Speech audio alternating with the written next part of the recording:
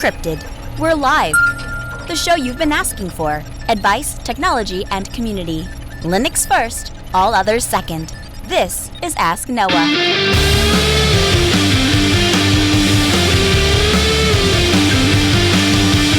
Live from Multispeed Technologies, the Ask Noah show starts right now. This is the show where we came to do all the things on Linux they said couldn't be done and take your questions on how to do the same.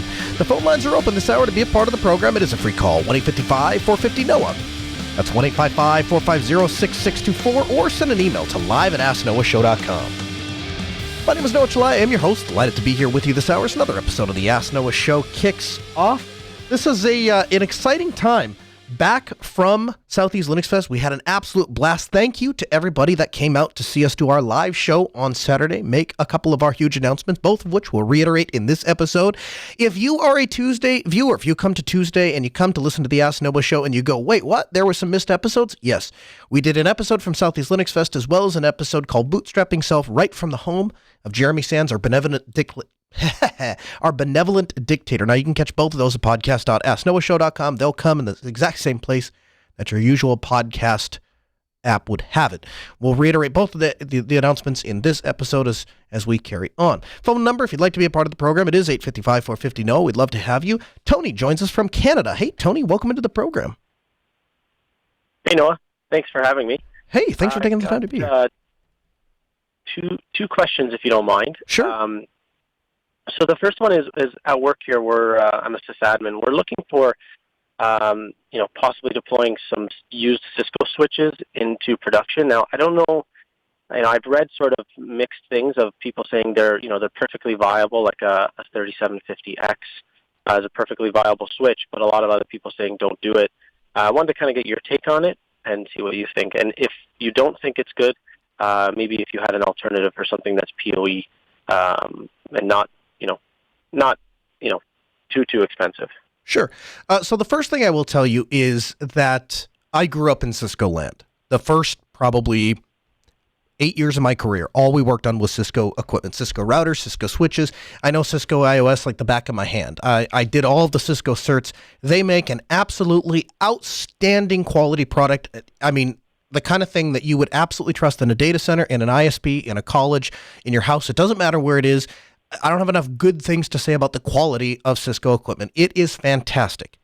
The downside to Cisco is it is very, very, very expensive. And along with being very, very, very expensive, the way that they approach software updates and software upgrades is basically on a service basis, right? You have to pay for a contract to get the newest version of iOS. And I don't mean iOS for you kids that think that's an operating system for an iPhone. 20 years before it was an operating system for an iPhone, it was an operating system for Cisco routers and Cisco switches. So that's a roundabout way of saying if the Cisco switch does what you need it to do and doesn't have any vulnerabilities that would be detrimental to your environment, using used Cisco switches, a fantastic way to go. In fact, to your point, when we built this studio here, we were doing a lot of audio over IP, and audio over IP is some of the most demanding network performance that you can ever expect from equipment. And in our research, because we install at Altispeed Technologies, we typically install HP switches. And any sort of major deployment we have HP switches. If it's a smaller home office or a small business network, sometimes we'll use the Unify switches, but they fall apart pretty quickly anytime you need some really advanced networking functionality. So, I mean, even stacking, right? If you're going to do stacking switches, you probably want to stay away from Unify. And so for that reason, we've always been an HP shop. When we started doing fabric testing on AOIP switches, what we came across was that the only switch that actually lives up to its specifications is Cisco. And so the only switch that we could use in this studio was Cisco. And I wasn't about to shell out $5,000, $6,000 in switching hardware, so we bought used 2960s.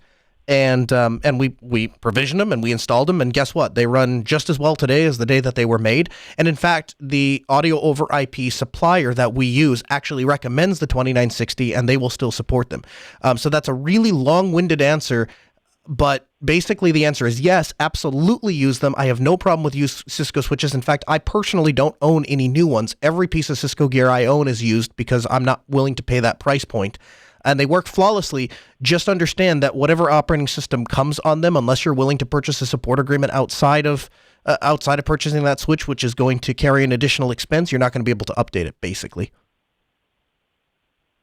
Oh, that's great. Thank you so much, Noah. Yeah, you bet. And then, that was really good. That helps a lot. So the last question I had was, we're looking at replacing an SNMP monitoring system that we currently have in place, and I won't go into why we want to get it. It's very detailed, but we're looking for something essentially that we can deploy a box remotely on a customer site, have it dial back into our main office or our main data center, and be able to report back. So the idea with the behind the box is that when it's monitoring different equipment, it could do it behind the customer's firewall without them having to open anything up, and it sort of tunnels back out to us. So our current solution does that, and I wanted to know if there's anything else, preferably open source. We don't mind paying, obviously. That's fine. But something that you would think would fit the bill. I would check out Zabbix. The thing that Zabbix is going to do is Zabbix actually has an SNMP agent that you install that snoops SNMP traffic and then sends it back to the Zabbix server. Now, I have usually provisioned the Zabbix server on site, so I'm not sure. I couldn't tell you with 100% certainty if that agent would speak across a layer 3 device, because obviously SNMP is not really designed to stay on the network. But if you want to just grab a hold of data and metrics and then send it back and say, here's what the network is doing, and come back to Zabbix, that may be possible. Most of the time what we do is we run the Zabbix machine on site, and then we just use VPN technology to get into it. It's got a web dashboard and stuff, so you're able to view it from any PC, so it's a real simple solution. And that I would say that would absolutely fit your bill. Okay. All right. I'll definitely take a look at that then. Yeah. Thank you so much. It's open source. It's free. You can't go wrong. You certainly won't be any worse off, right? Yeah. No, absolutely. All Perfect. Right. Thank you so much, Noah. Yeah, you bet. Thanks for the call. We'll have a link for you in the show notes to Zabbix. 855-450-NOAH. That's 855-450-6624. The email live at asknoahshow.com. Did we lose him? A little bit of a problem here. Let's go ahead and see. There we go. Do I have you on the air, sir? I believe so, if you can hear me. I can. What's on your mind? Oh, sweet. Well, my name is George. I'm calling from New York. And I did go to SELF, and I have to say that was my first time and the best time I've ever had at a conference. Awesome. Did you? What was your favorite part about SELF? Well, one, being surrounded by like-minded individuals, and I believe you said it earlier, is it felt good to not be the smartest one in the room, not that I'm bragging or anything, but to have other people way smarter about things than me was just great, because then I could just ask all the questions I wanted. For sure. I said the exact same thing on the air on whenever we did the show from SELF, I think Saturday. It's great to just not be the smartest person in the room, because you have the opportunity to learn something and bring something back, and you have the opportunity to move your career and your knowledge base forward. I spent 2 hours in a guy's hotel room just sitting with him talking about stuff and bouncing ideas off and getting insight. And that's the kind of thing that you just can't replace, and it's something that you're just not going to experience unless you're at an event like SELF. So I'm glad to hear that. What's on your mind tonight? Well, being there and then actually walking by y'all's booth several times, just looking at all the stuff, you got me really interested in the audio over IP. So at my church, we're trying to set up a streaming system. I'm building a Linux box for the actual streaming, and they have a mixer at the back of the house. It has Dante, and I'm wondering if there's a way to send that Dante signal of like the different channels from the mixer to a Linux box for like editing and possibly like Reaper or something like that. Yes, there is. So Dante is essentially, it's something like this, George. We have developed a standard for AOIP called AES67, and AES67 is like the very basic standard for encapsulating RTP audio packets, sending it across a network, and then receiving it on the other end. Now, different manufacturers have taken their different spins on AE67, and they incorporate some advanced features. So, for example, one of the things that Dante offers is an advertisement. So when you plug a Dante device in to a Dante network and another device comes online, those two devices can instantly see each other because they're advertising to each other.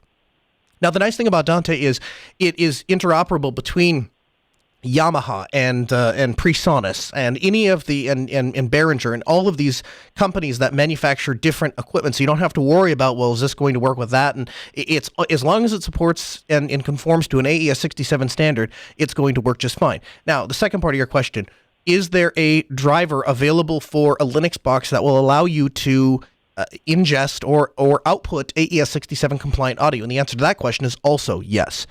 And so what I can do is that's obviously a fairly complicated thing to go over inside of a 2-minute radio call. But what I can do is I can put some links for you. Yeah, I can put some links for you in the show notes, though, and I can direct you to one of our partners that deals specifically with AES 67 audio and who we purchased our Linux drivers for AES 67 from, and you can go that way. Now, there's also, and we covered it a couple of weeks ago, I believe it's called Rock, and it is a brand new AOIP system that is coming out for Linux, completely open source. It's a great project. One of the things I am hoping is that the project leader and their contributors decide to kind of retool that system to be AES 67 compliant, because it would be really great to have a fully open source AES 67 compliant audio driver on Linux. And if that ever happens, I will be the first one to wipe all of these systems clean and install them, because I think it's absolutely the way to go. But the answer to your question is yes. It's just a matter of how much work you're willing to put into it. Well, so I get that signal in. I can, pull it in Reaper, mix it or whatever, and then output it to a stream. Would you recommend on the same machine, or would you recommend a secondary machine? Depends on stream. Yeah, it depends entirely on what you want to do. So if you're not doing any sort of processing, if you're just ingesting it and spitting out to a stream, you could do that on a single machine. You could run an AES 67 driver. The input would be the AOIP channel of whatever the main bus of the mixer is, and then the output would be a different channel, which you would then route to something like Dark Ice, which would stream it over to an IceCast server. You could do something like that. They also make hardware boxes that you can purchase that will pick up an AES 67 live stream and then restream it out as an actual buffered RTP stream. Because the thing with the AES67 audio is you have no buffering, right? Any packets that don't instantly hit the receiving unit are going to be dropped because it's real time. We can't go back in time and reinsert audio packets. So it's all real time. And in order to be imperceptible to the human ear, AES67 calls for a latency less than 0.75 milliseconds. So you have to be below that in order for it to be usable, because if you're to put headphones on and speak into a microphone, if the microphone is speaking over the network and the headphones are speaking over the network, you have to have less than 0.75 milliseconds in order for your ears not to detect latency. Any more than that, and you start to hear like a warble effect. And if you get too far into it, then you actually start to say something and then hear it back, and it becomes completely disorienting. And so for that reason, and in order to get that low amount of latency, there's no such thing as buffering in AES67. So the problem is when you want to go out to the internet and stream to a bunch of other people, that's a great time to have buffering. And so in order to make that happen, what you have to do is use something like IceCast. And so, yeah, but it's totally possible. All right, cool. I look forward to playing with it, trying to get it to work. Awesome, George. Thanks for the call. Hey, thank you.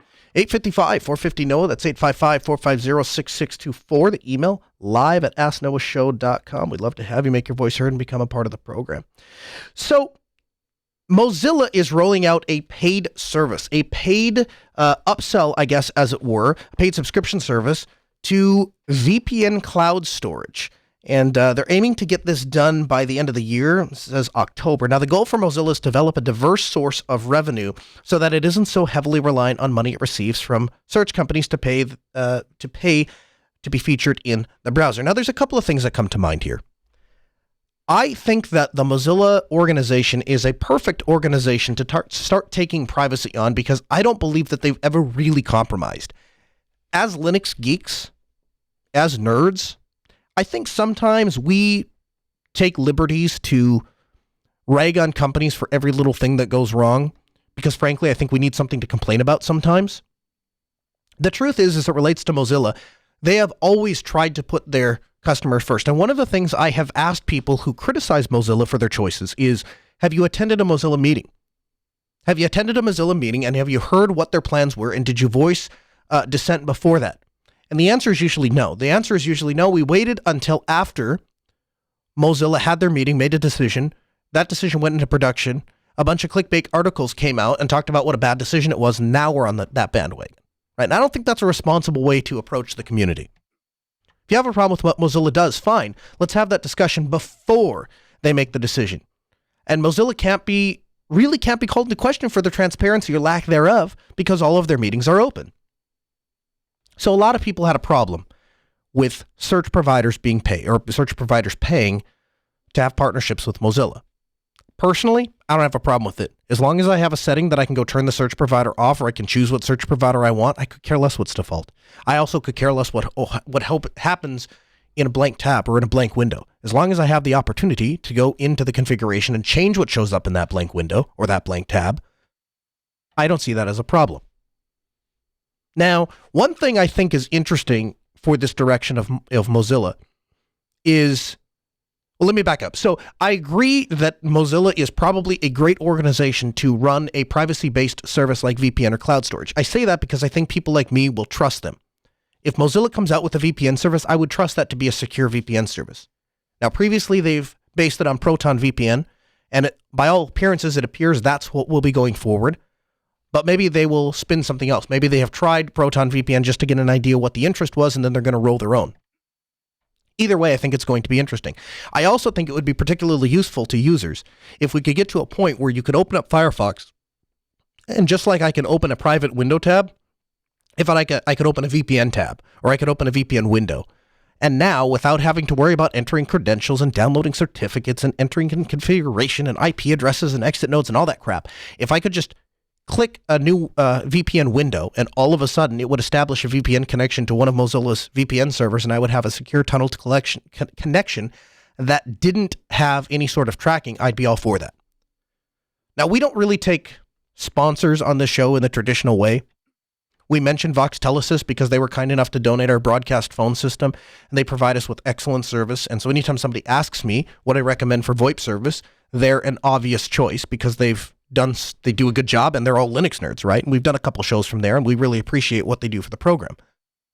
But the only company or service that's actually listed on AskNoahShow.com, you might have seen this at the very bottom, is Private Internet Access. And the reason that we chose Private Internet Access to partner with is because they are the only VPN company so far that has a proven track record in federal court of not turning over user data. If you have a PIA account and you get summoned, or the federal authorities want to come after you, and they go to Private Internet Access and they say, hey, we need to know what so-and-so was doing, they're going to say, we'd love to, but we don't keep records. And they said, no, you don't understand. We have a court subpoena. You have to give us the records. We'd love to. Come look at our servers. I mean, you're welcome to take whatever you have. We don't keep logs. And they've done that not once, but twice in court, managed to prove that they are not going to violate user privacy. If Proton VPN can establish a similar reputation, or Mozilla can establish a similar reputation, we would love to revisit that decision. But VPNs are becoming critical in a post-Snowden world, in a time where people are conscious of their privacy, and they figured out that they're either going to pay with their privacy with their wallet, they're going to pay for a service with their privacy or their wallet. And a lot of people are saying, I'm not willing to pay for it with my privacy. Now I want to pay for it with my wallet. And turns out, I don't remember what PIA is, I think it's like $15 a year. I mean, it's just, don't go out for a burger and you'll be able to afford a year's subscription. Absolutely ridiculous. More information at AskNoahShow.com. We'd love you to sign up.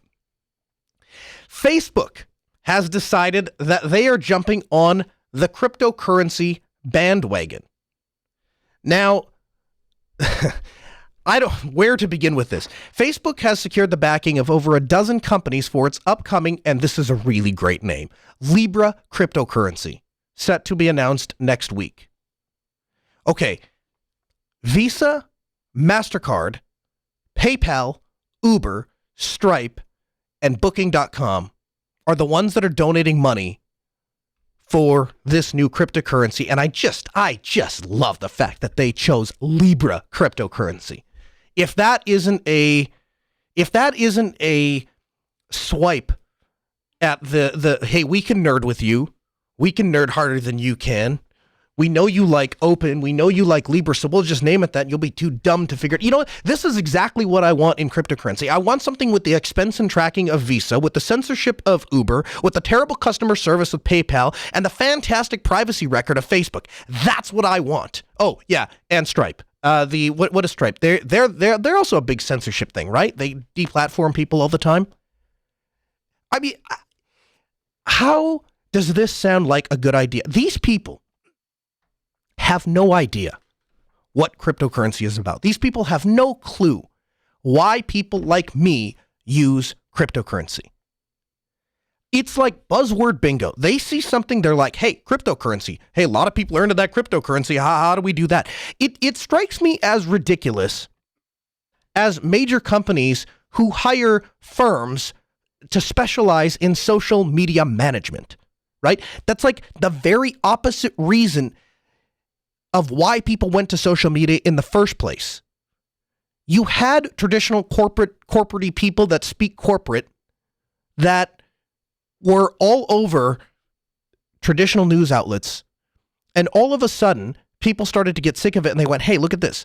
Instead of getting the dumbed-down, watered-down version of some press release that is sent out on CNN.com or whatever, I can actually go talk to the person in charge. I can tweet at that person and get a real human reply. And you know what's hilarious? I just watched this happen this week.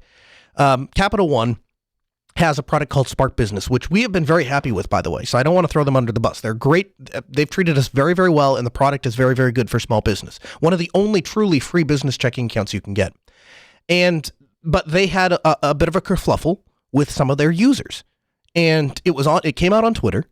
And what was funny was they kept trying to release these like perfectly crafted, PR-friendly blurbs of we're constantly working to improve the customer experience. And people would retweet and then reply and say, hey, it's been 4 months. This thing still doesn't work. And then they would give another blip. And you could watch them make an idiot out of themselves because that's what social media does. Everybody is on an equal playing ground. People who are so excited to jump on the Libra cryptocurrency bandwagon do not understand what it is that drives the very clientele they're trying to earn to cryptocurrency in the first place. Quote, it's expected to function as a stablecoin, meaning that it will be pegged to the basket of government issues currencies in order to limit the volatility typically associated with cryptocurrencies like Bitcoin. All right, so the very reason that Bitcoin took off as strong as it did at the beginning, like the very founding reason, was the fact that it wasn't tied to a fiat currency. Fiat currencies are at the subject hand of government. Government gets to decide what those fiat currencies do, and cryptocurrency has to play ball with it if you're tying one to a fiat currency. That is to say, if the government wants to increase the amount of currency they have and deflate the value of the dollar has less purchasing power, you can do that with a fiat currency. The whole idea of cryptocurrency was that it couldn't be controlled by the government. So now you want to take a cryptocurrency and tie it to a fiat currency? What's the point of having a cryptocurrency then?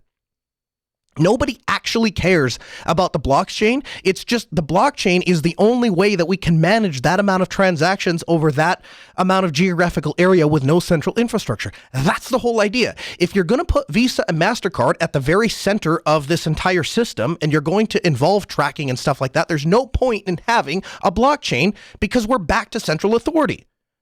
There's no point in going to an alternative currency that's not tied to the hand of a government if you're going to marry it at the hip to the currency that's tied to a government. You don't understand what makes cryptocurrency valuable. And so cryptocurrency undisputedly is going to be the future of online transactions. I 100% believe that. Now, I can't tell you if it's going to be Bitcoin or Litecoin or Libra currency. I have no idea what specific incarnation it's going to be, but I'll tell you this.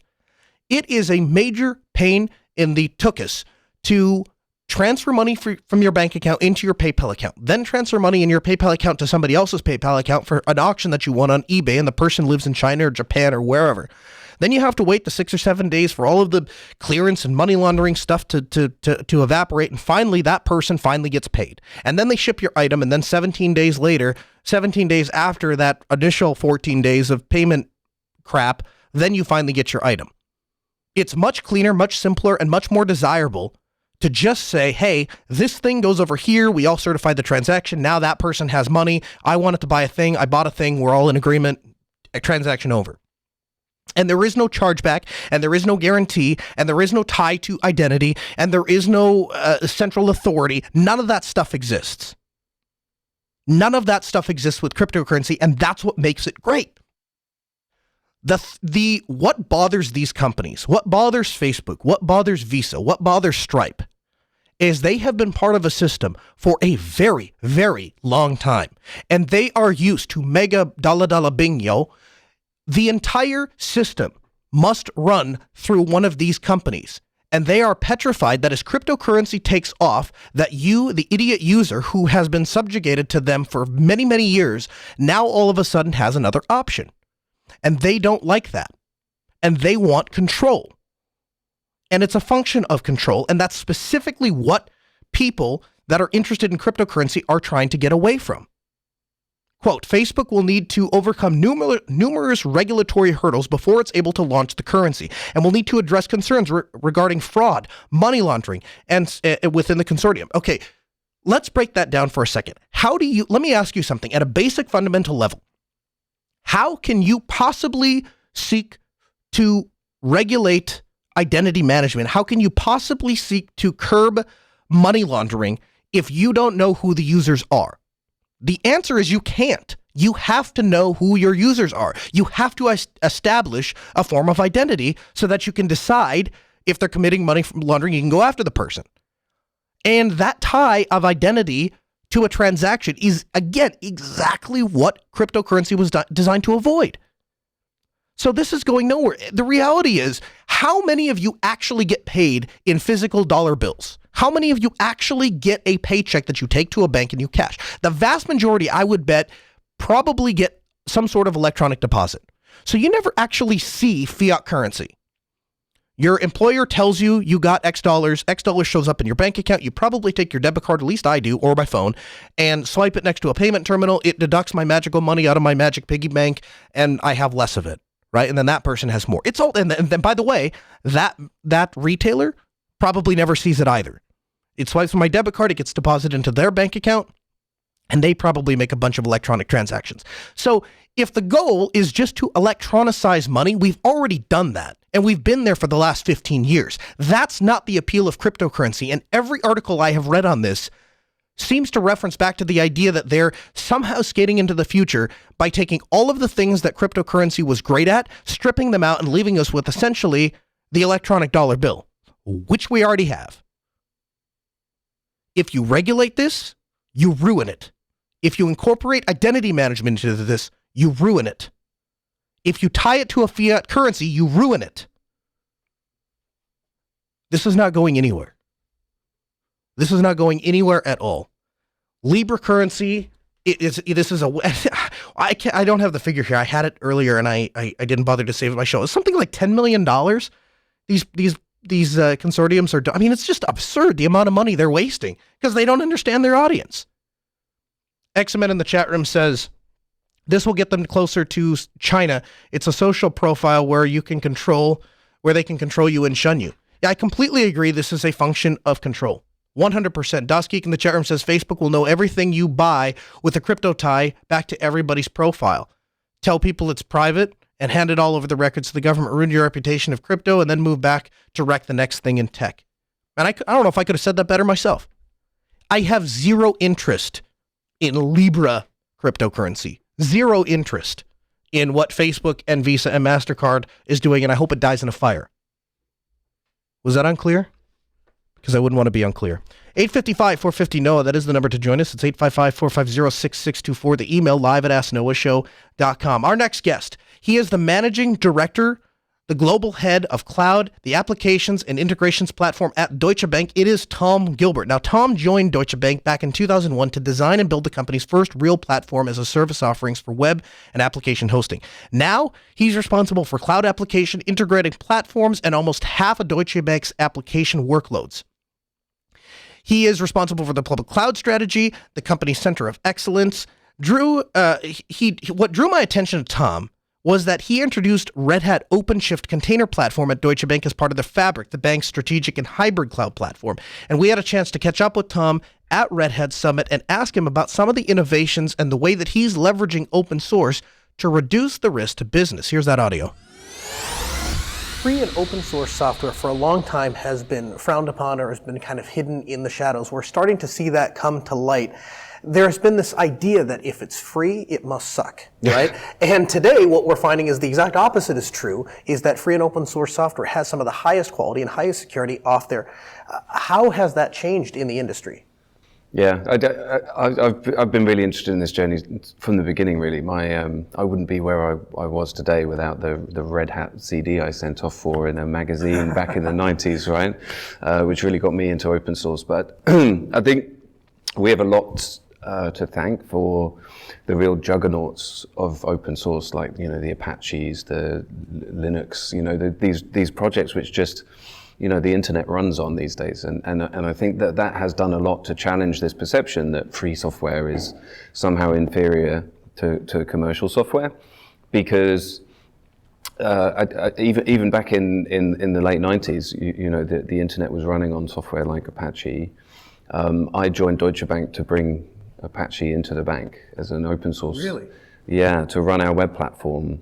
And yeah, sure, there were some challenges then getting that message across that this was the way to do it. But I actually think in the engineering community, there weren't many better choices, right? And so we have a lot to thank for those kind of juggernauts, and it's snowballed. I mean, now there's this rich ecosystem that is out there that you can do almost anything. You can solve almost any problem. You have so many options, and they're available, and they're of quality, and they're now getting easier and easier to use.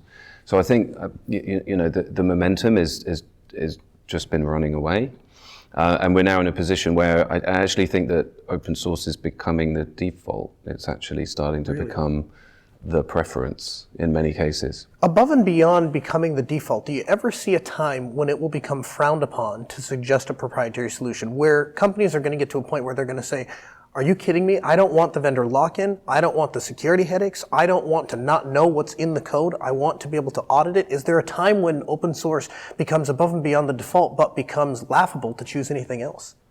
Yeah, in some cases that's already happening. I think security is a great example of that. It is security professionals, the ones I work with anyway, if they can't see the code, the likelihood that they're going to trust the algorithm, they're going to is pretty low. And we've had examples in the industry of proprietary security software that it doesn't get fixed fast enough. That vulnerabilities are found by the wrong people, not the right people. And without that disclosure, without that openness, you may not know what risks you're exposed to using that kind of software. So I think security is a good example of where open source and open standards have really come to the fore. Within a regulated industry like Deutsche Bank's, we worry about lock-in a lot. Our regulators are concerned with vendor risk, right? With being overly dependent on a specific vendor. And so even if we get commercial support for some open source software, that openness gives us always a fallback, right? And that's really powerful, which is that, I could fall out with the vendor, or the vendor could go out of business, but I've got the source code, right? So I'm still good. We can still operate. We don't have, this not locked in, right? You don't have this disruption to the supply chain. So we do worry about that kind of risk, and that's why we're really starting to position every platform in our bank at least having an open source option in the portfolio, right? So we've actually made that policy now. So, whether it's databases or web or Java applications or whatever the kind of category of software, we want to make sure that we have an option in the portfolio which is well engineered around an open source product. And in some cases, that open source product is the target, is the strategic choice. Walking around Summit, or actually any IT conference really for the last 5-6 years, all you see is containers and the push of containers and the rise of containers and different competing container technology. I'm curious, what's your opinion on how that has changed the workflows of IT? It's probably one of the biggest changes I've seen in kind of 20 years running platforms and using open source this the richness of this ecosystem is a lot about the magnifying effect of using things in combination. And products like Kubernetes and containers allow, it just makes it so much more consumable, right? The rough edges around some of this software, there's learning curves in terms of, take an example like Kafka, right? There's some sharp edges there. There's a learning curve in how to do that kind of stuff well. What's happening now, and we've seen a lot of that at this conference, is we're seeing things like operators come along, container images and standard sort of templates for deploying these kinds of workloads, allowing you to kind of smooth off some of those rough edges, to engineer it once and well, and then reuse the heck out of that thing. And I think that's the real benefit of this kind of building ecosystem around containers, Kubernetes, and as you say, other alternatives in that space. It makes it consumable. It makes it really reusable, in the runtime. In a real way, and we've been talking about reuse in the IT industry for years and years, and it's always been a tough thing to do. But what I'm now seeing in our bank is we're creating templates, engineering them well, having the whole organization contribute to those templates, and therefore magnifying the benefit that we get. I think the other thing that has really changed is the speed, and containers in particular, in terms of how fast they are to start up, how easy they are to move around an environment, and how you can use orchestrators like Kubernetes to create homogeneous pools of infrastructure. It just allows us to do things that we could never do before in terms of standing up test environments in the blink of an eye, pipelines to do continuous integration and development, and again, for a bank, being able to release new ideas into production during the business day without massive impact to our operation, right? And without worrying too much about the risk of change, because these technologies are now built around the idea that continual change is normal. And so now my experience is that everything is a pipeline, and we are moving faster than we ever have before. When we look at other emerging technologies, one thing you're seeing is an offloading of internal services out to centralized places so that we create everything as a service. Everything as a service. And you walk around the expo hall and what you see is everything is software as a service. I'm wondering, have you seen any pushback from people that are looking at software as a service? And if so, what can we do to combat that pushback, and what can we do to implement change within software as a service? Yeah, that's been the story of my career. I joined the bank to build platforms. Over the years, we've built a number of platform as a service offerings within the bank, and my customers within the bank are the IT development community. And I've been through every phase of that journey from the very beginning, where the benefits of multi-tenancy to reduce costs may not mean much to an organization that's making plenty of revenue and doesn't particularly want to share, right? And sees sharing as a risk, right? So when you talk about kind of multi-tenant platforms, then people worry about all their eggs being in one basket. You worry about your kind of risk domain and the kind of blast zone of potential impact from incidents and things like that. So you do get pushback. I think the ways that you combat it are numerous. I think don't make platforms a black box, right? And again, one of the great things about open source applies to the way that you build and run platforms as well. Nobody likes a black box. It's really hard to trust something that you can't see inside of. Mm-hmm. And whether that's seeing inside of it in terms of having access to the source code, or whether it's more getting the operational data and metrics out to feel assured that the platform is running well, and the kind of self-service and APIs that allow you to interact with that platform in the way that you choose to, right? That's all about opening up. So I think opening up the platform is really important. Within Deutsche Bank, we have a real culture around building with our customers, not for them. So I will not take requirements and go away for 6 months and come back with a platform. Right. That doesn't work. That never worked really, but we now have better ways of doing that kind of development. So bringing the customers in to build a platform together, giving them ways to contribute into that platform. Mm-hmm. The platforms I run within our bank, I am the custodian of. They are not my platforms. They are the bank's platforms. And I think that goes as well in the software as a service and in other modes of delivering platforms, which is allow your customers the feeling of contribution and commitment into that ecosystem, because that will improve the result for both parties. Business is very competitive and it's very aggressive. How have you seen Linux sort of change the game as it relates to rapid development? It really has, and having been involved with it for so many years, it's exciting for me. I love conferences like this. I love to see that this stuff is everywhere now. Everyone is talking about it. Everyone is using it. It's low friction. It's got it's consumable in a way. So in banks and historically using commercial software, you tend to do, or we tended to do, this kind of waterfall approach to our development and releasing applications and getting new products to market. And you'd probably plot about 3 months there for commercial discussions and negotiations with a vendor around the software that you want to use, right? Mm-hmm. And you're going to try and size it right. You're going to try and get the right kind of size and scale around the deployment way before you've actually started to run the software in production and really know what you need. Mm-hmm. And you almost never size it right the first time, and you lock yourself into a contract which might be inflexible. I think whether you're doing it in production or just as part of the kind of research and development of new products, open source it's consumable with less friction. Size and scale is up to you, right? And you're not necessarily constrained by how many cores you can run that software on, for example, because of a contract that you signed a year ago. It just gives you this enormous flexibility and access to this pace of innovation, which I'm still trying to keep up with, right? And the number of new names of widely deployed open source products that I've seen this week at Summit, I can never keep up. Right. It's incredible, but that gives you access to so much productivity. You talked a lot about not putting your eggs in one basket, and even if we have some proprietary alternatives, we want open source to be part of that, or at least to leverage open source against maybe some of those proprietary alternatives so we have somewhere to go. How has open source changed the risk analysis for business?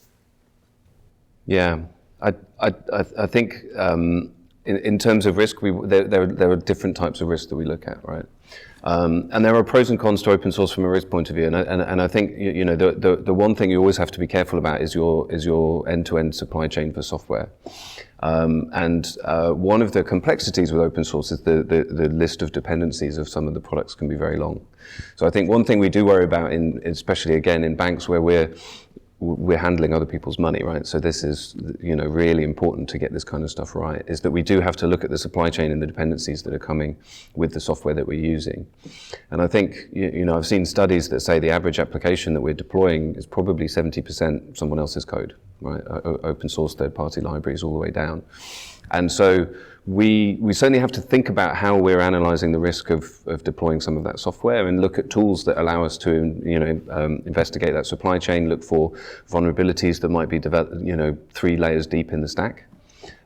Because we obviously don't want to get caught unawares by a kind of low-level library that's being used by a higher-level library that we're consuming that we maybe didn't even know was there. So I think it does put a little bit of an onus on us to look at that supply chain. There's some great tools out there now that allow you to manage dependencies, versions, look at vulnerabilities that are emerging, and of course tools like with OpenShift that allow you to very quickly then roll out those new versions. So that's one element of risk that we look at quite a lot. The reversibility risk is well managed, as I said, with open source software, because you always have the keys to the hood. If anything goes wrong with your vendor relationships, you've still got the code, and that's certainly really important. But I think we have to balance the security, the monitoring of new versions and patches and things like that in the environment. And the rich ecosystem means that there is a lot of software. There's a lot of software in there, right? So you need good tools, definitely, to manage it. Tom Gilbert, he is with Deutsche Bank. Thanks so much, Tom, for taking the time to sit down with us and chat with us. And thank you very much for your work into open source and helping bring that into business at a scale that exists with something like Deutsche Bank. We appreciate your time, and thanks for coming on the show. Thanks for having me. Cheers. It's always nice when somebody like Deutsche Bank takes the time to come on the Ask Noah show and spread what they're doing at a massive, massive level that a lot of us can't even really conceptualize, and how important Linux and open source is to them. So that's always exciting. It was a great interview, and I was excited to be able to have the time to do it, and I was thankful to Tom for taking time out of what I assume was a very busy day to chat with us. George calls from Denver. Hey, George, welcome into the program. Yeah, I just wanted to follow up with you. I guess it was 2 weeks ago that you were advising me on what might be the best way to clone this Windows NVMe card that I had. Yes, I recall. So, yeah, I looked into purchasing, a $50 case, and I'm very frugal, so I didn't want to do that. So I, looked up some more articles on the web, and they said, well, what you really need to do is create an image from Windows, and I, I had the original Windows card, so I created the image on another USB stick, and I thought, oh, great, now I'm set. So I put in the two USB sticks, and I guess this is running Windows. No, I guess it started up. I start up on my so-called recovery USB stick, Mm-hmm. and it's supposed to find the image that's on the other USB stick. But guess what? It this Windows recovery program couldn't really see the image. So anyway, I tried it, and it got like it ran a long time, and then it was like about when it was all finished up, it still wouldn't boot, and it was about 10%. I looked at it with my Linux drive and could see that something had happened. I mean, it had created a Windows file system, but there wasn't any Windows installation on the so-called restored stick.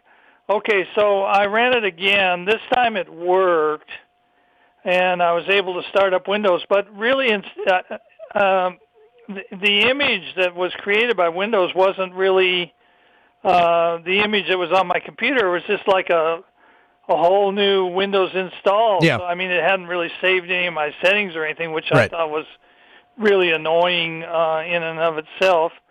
So then the whole reason I was kind of doing this, I was going to try to help a friend of mine that's like stuck on Windows, and I said, well, if you can simplify Windows, it might be easier for you. So I started trying to remove some of the stuff from Windows. And the problem, I'm sure you know all of this and your listeners know all of this, but I just kind of want to give you my experience. So, about the only thing you can do is like, search on the web, look at YouTube videos. And so you get these advice from these guys, well, you run this script or that script, and you're going to do this and that.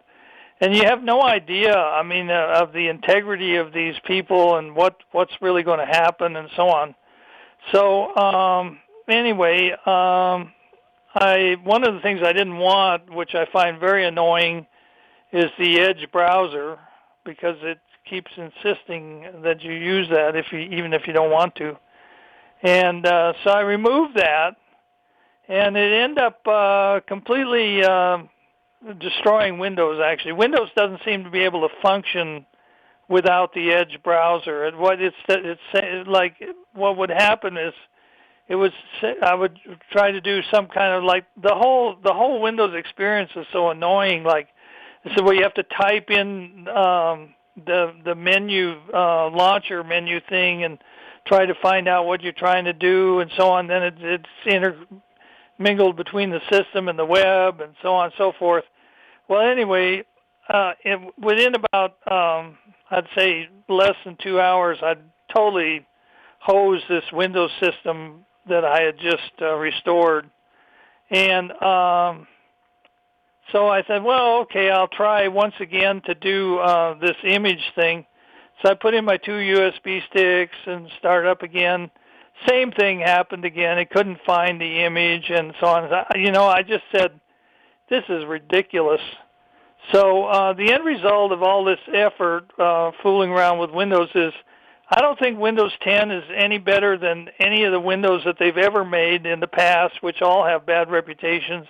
I agree. It's not worth your time to mess with Windows. I think the advice you should have given me was, you know what, you would be better off not to fool around with Windows at all.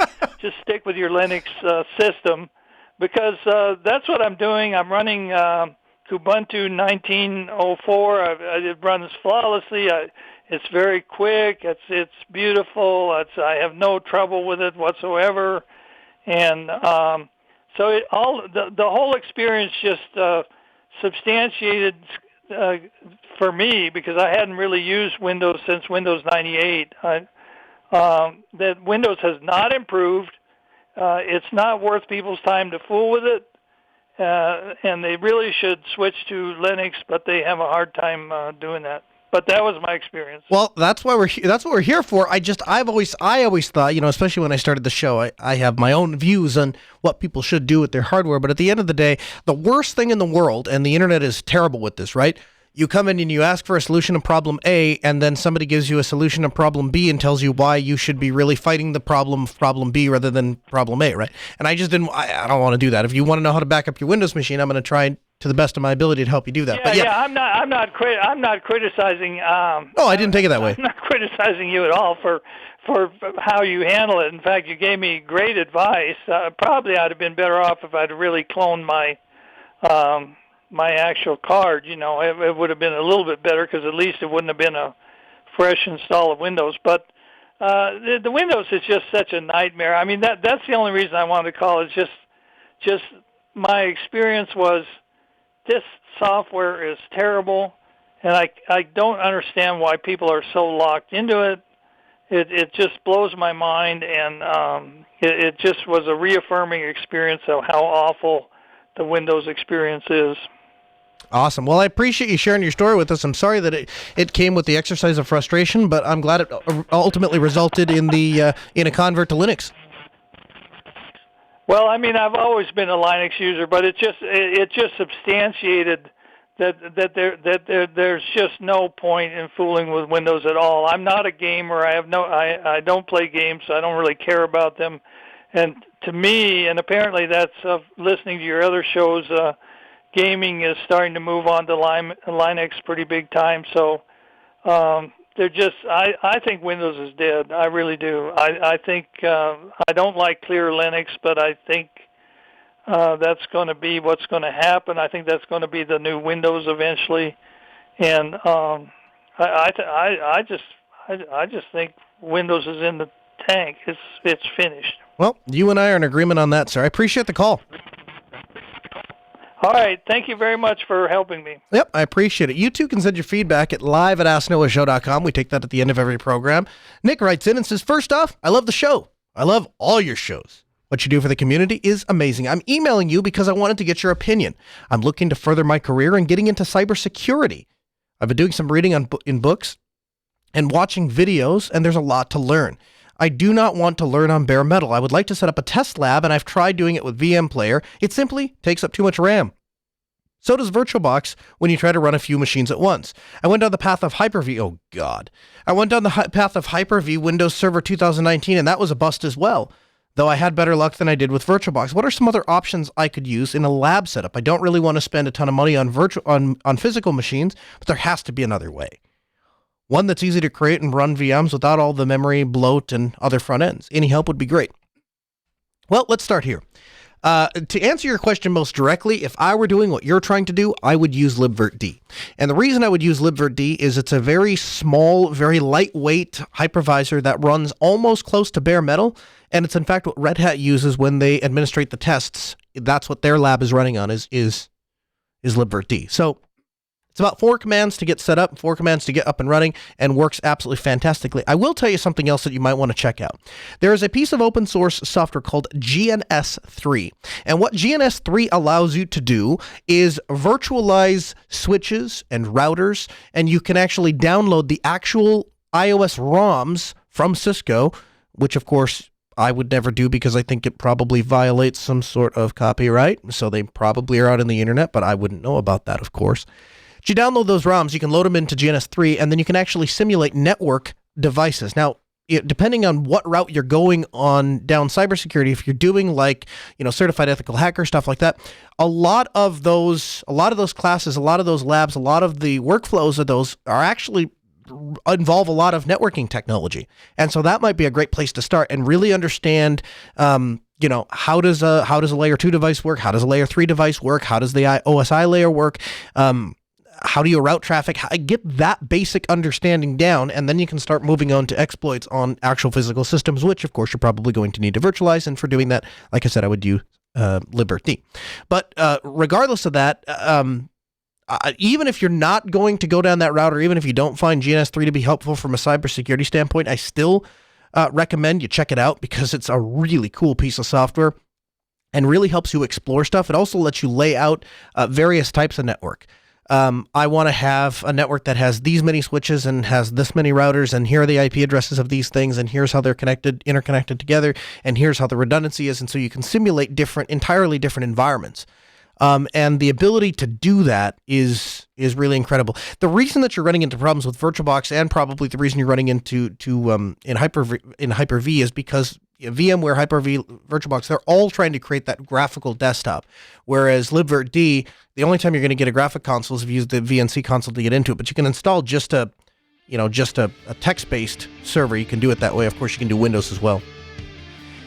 Hey guys, the music means we're out of time. We got to go, but we'll be back next Tuesday. As always, if you'd like to follow us on Twitter, make sure to do that at Ask Noah Show. You can also get our video Linux-focused content at youtube.com/MindDripMedia. We'd love to have you there. You can follow us, you can follow me personally on Twitter at Kernel Linux. The Ask Noah Show continues next Tuesday at 6 p.m. Central. A huge thanks to JT Pennington, our producer, Sarah, our call screener. This hour of the show may be over, but there's plenty of more content for you 24/7 at AskNoahShow.com. We'll see you next week, 6 p.m. Tuesday.